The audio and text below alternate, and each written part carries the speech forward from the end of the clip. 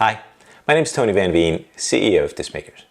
2 weeks ago, I got an email from an artist, something like, Tony, my songs are ready.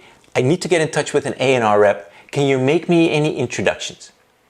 Now, let me start by going off on a quick rant because there's just so much wrong with that approach. I want to let you know about it. For one, you don't know me, and I don't know you. A&R contacts are super in demand, very busy, and they get inundated with requests to, quote unquote, listen to my demo. If I knew any A&R reps, which I don't, what makes you think I would want to introduce you, a perfect stranger, to them? Also, what if you're, say, a metal artist and my A&R contact is at a hip-hop label? Do you still want that intro? Do you think there's any value at all in that kind of shotgun random intro approach that you're asking for?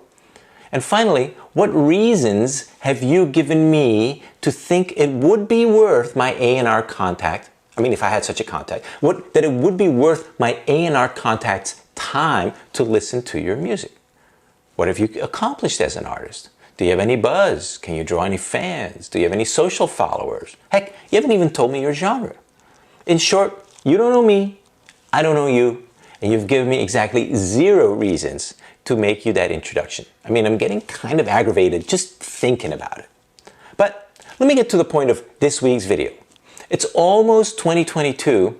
We are living in an era of independent artists where indie music is growing at twice the rate, more than twice the rate as music on the major labels, and yet so many artists still dream of being signed by a label. Once I'm signed, my success is guaranteed. That dream.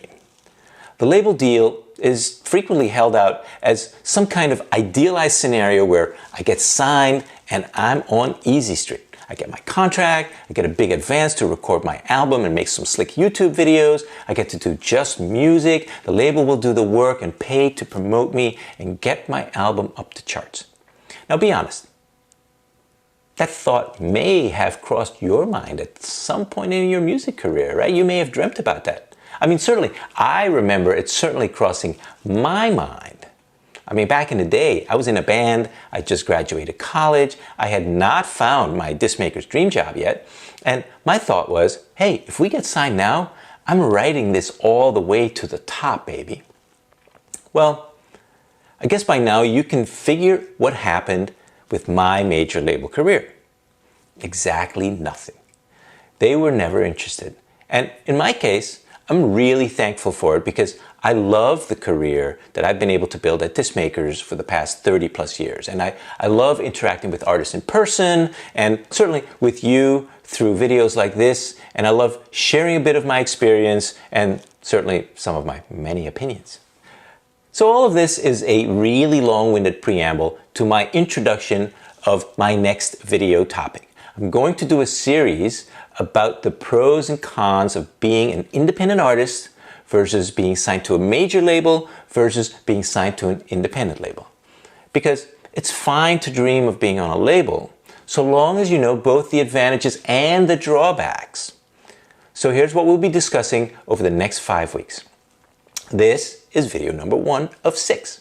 Next week, in video number 2 in the series, we'll discuss something you definitely know about already.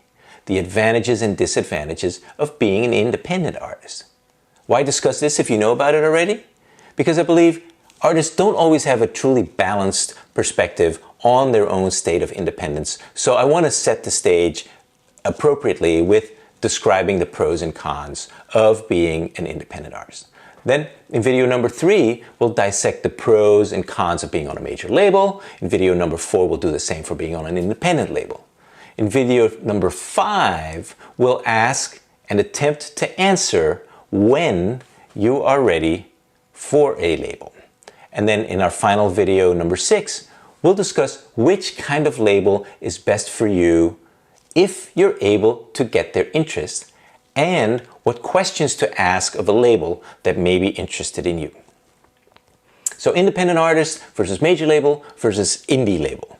Should be an interesting exploration. I hope you'll join me for the journey. I look forward to seeing you next week when we explore the pros and cons, the highs and lows, the joys and sorrows, the thrill and the agony of being an independent artist. See you then.